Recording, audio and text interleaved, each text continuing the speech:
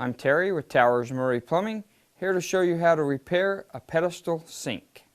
Now if your porcelain, whether it's the sink or the pedestal itself, if they've cracked or chipped, there's really no repair for a porcelain pedestal sink. At that point you'll need to replace it.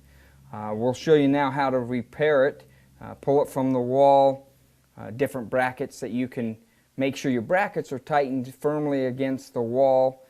When doing so, when removing the basin itself, be very careful that the pedestal doesn't fall. You'll break that and then you'll have to replace it. Now if your drain assembly is your problem, it can be worked on when it's in place.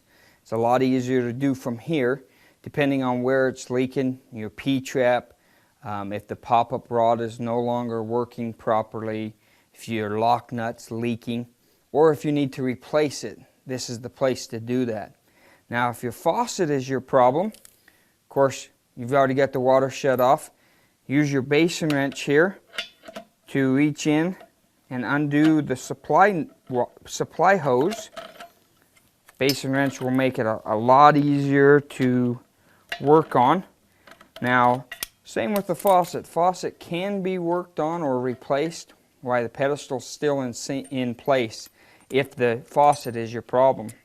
Again, with the basin wrench, get a hold of the lock nut and you can remove that.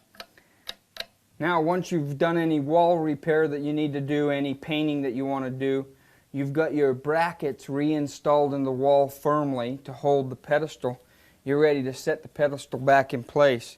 Make sure your base is set up in the right position and the pedestal should slip right back into place. And again, I'm Terry with Towers Murray Plumbing, and we've shown you how to repair a pedestal sink.